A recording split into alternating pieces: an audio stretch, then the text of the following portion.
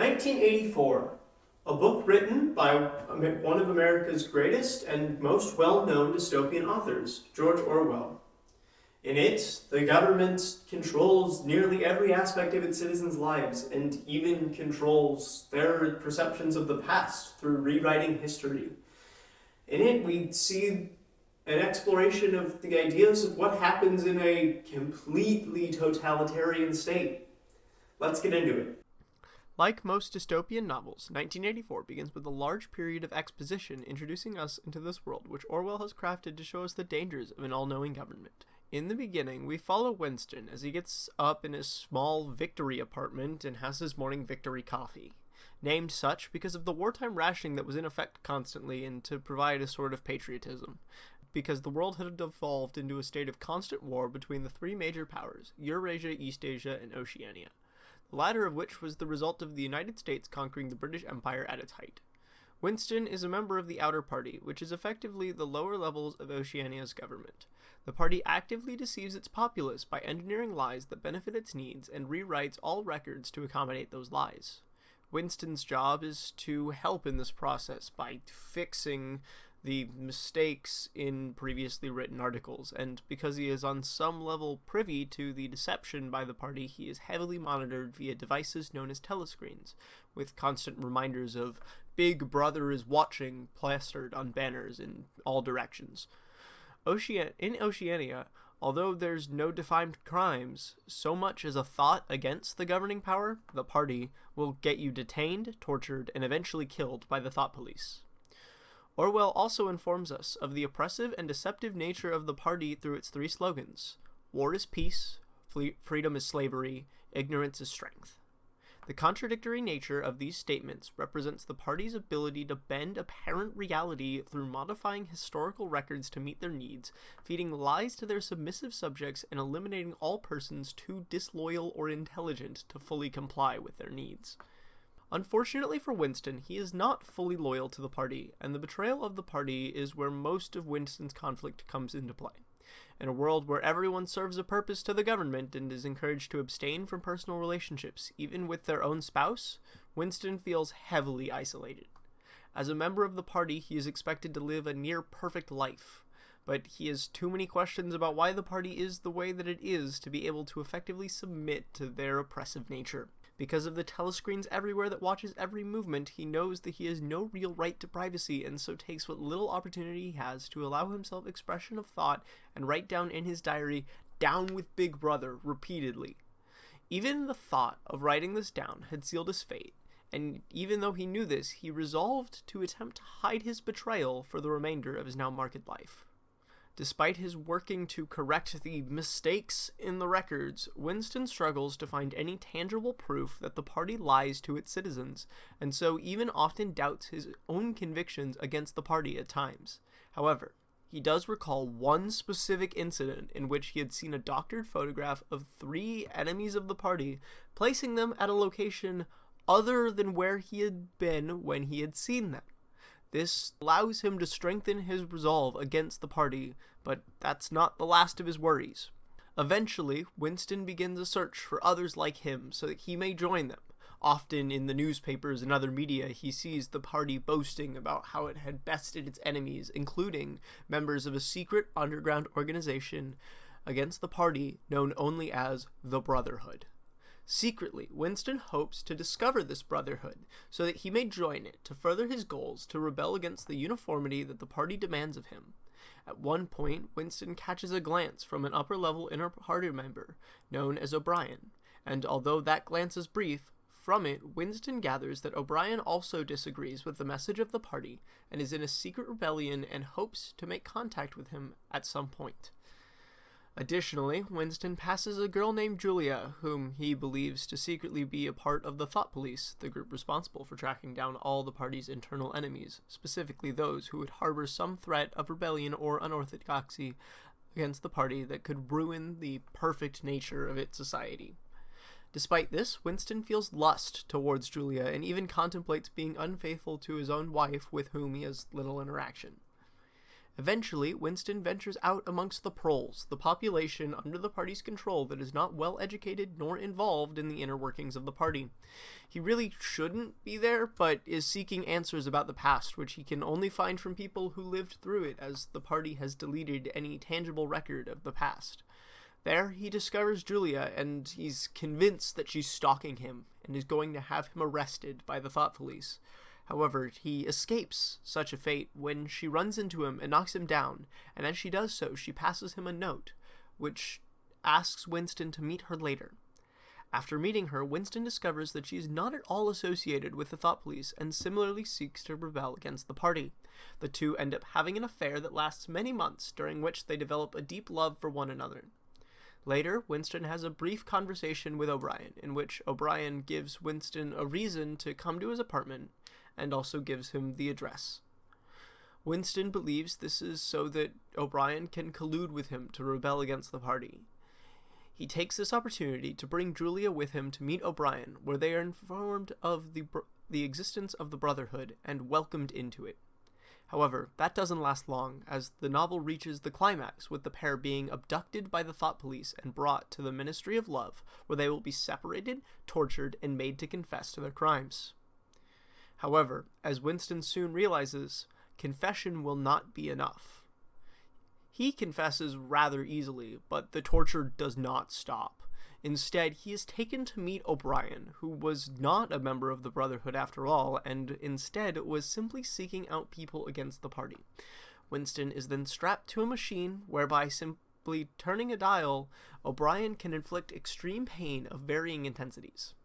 O'Brien uses this to show Winston that he is powerless to escape from the wishes of the party, and tells him that unlike the conquerors of the past, the party created no martyrs because it broke everyone before they killed them. None of its victims still disagreed with the party by the time of their deaths. O'Brien then further challenges Winston's primary belief against the party, that the party can't change reality and that there is an objective truth that the party is merely obscuring. However, through several torture sessions, O'Brien breaks Winston into believing that the truth is whatever the party wants, because they control all media and the minds of all people. Therefore, if the party so desired, they could determine that 2 + 2 = 5, and that would become the new truth, and there would be no remnant that 2 + 2 = 4, nor that ever was the case. Then finally, O'Brien seeks to take the only thing still tethering Winston to hope, his love for Julia. He does this by confronting Winston with his greatest fear, rats.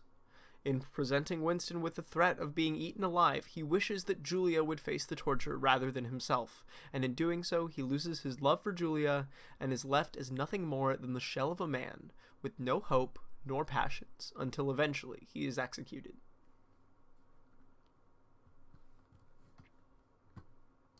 Winston. Winston is the protagonist of the novel. He lives on Airstrip 1, which was formerly known as Great Britain before the formation of Oceania.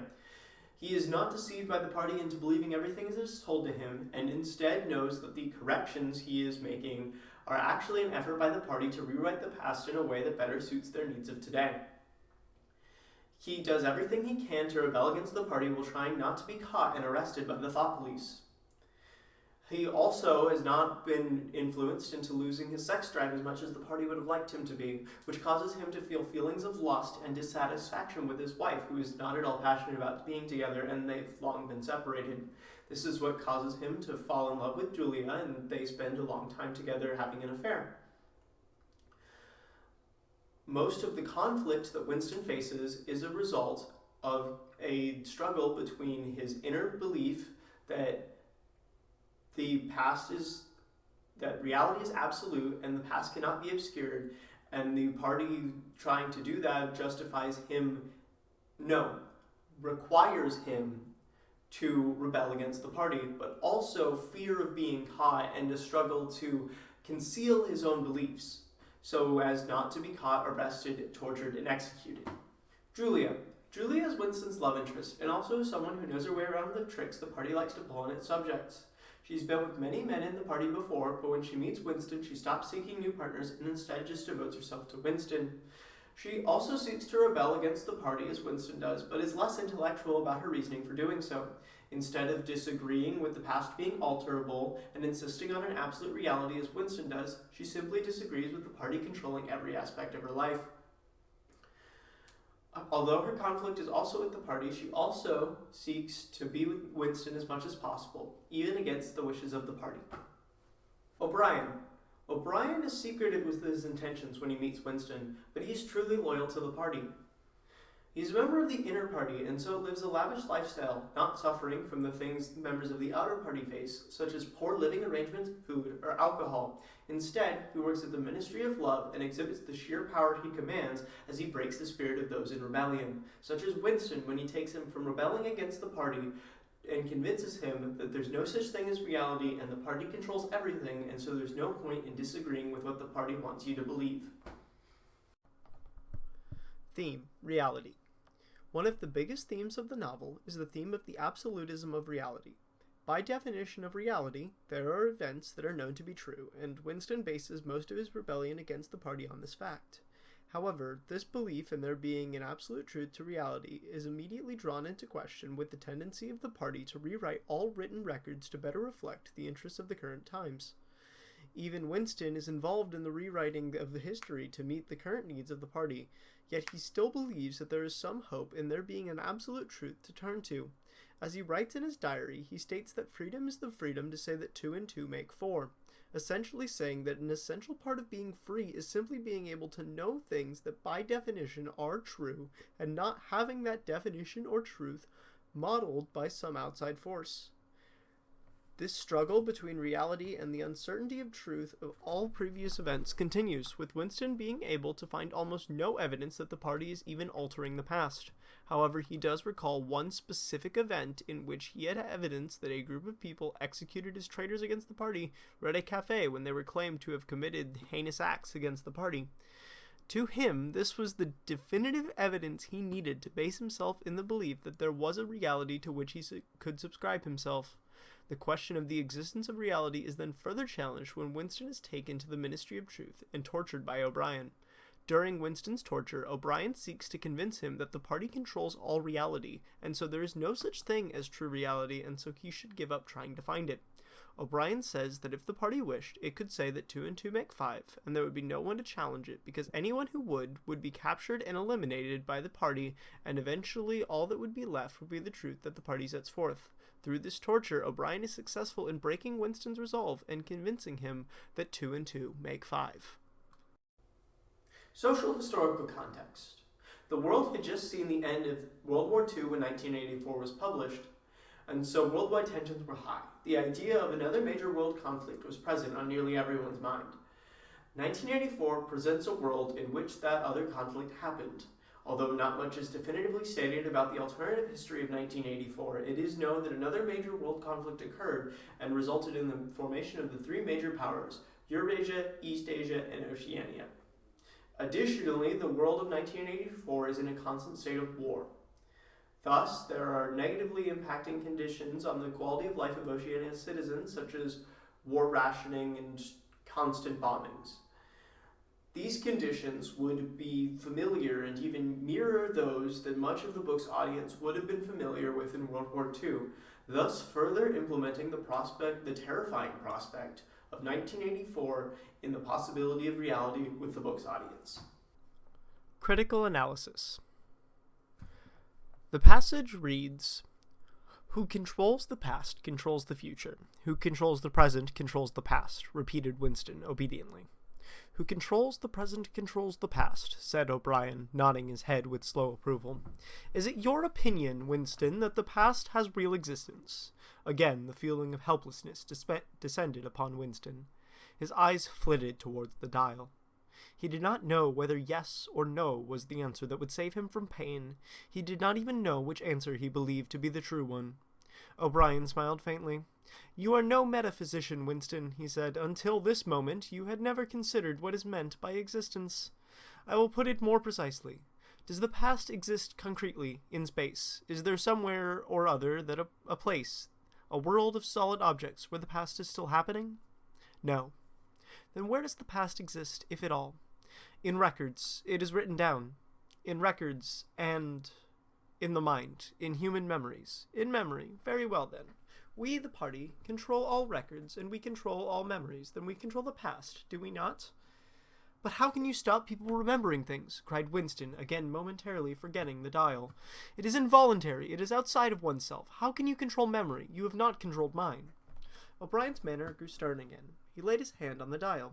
On the contrary, he said, you have not controlled it. That is what has brought you here.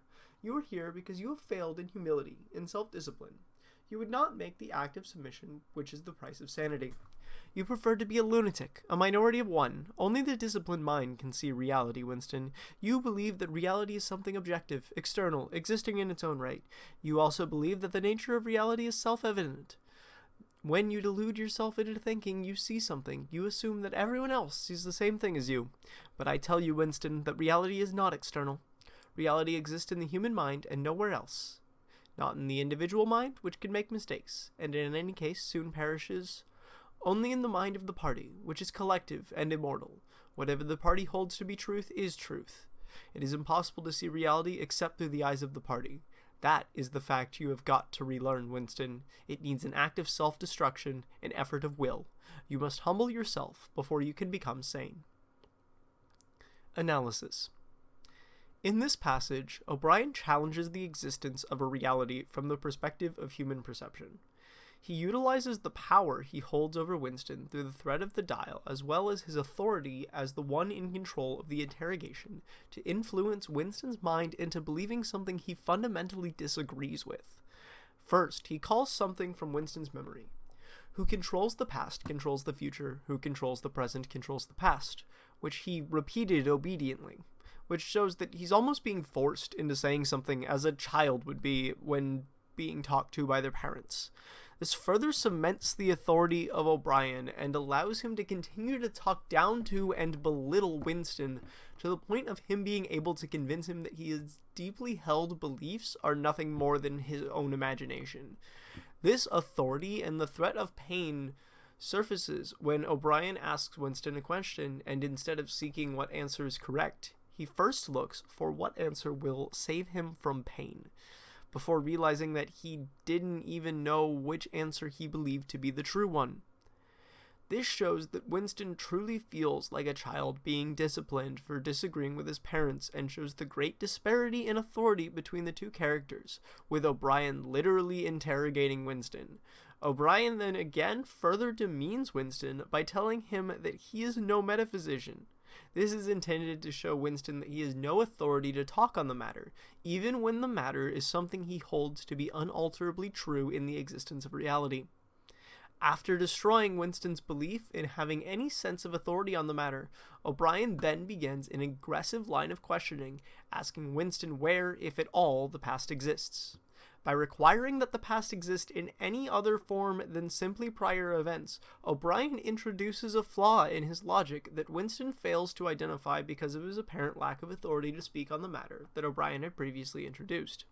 He utilizes this flaw to create a doubt in Winston's mind that the past exists by asking, we, the party, control all records and we control all memories, then we control the past, do we not?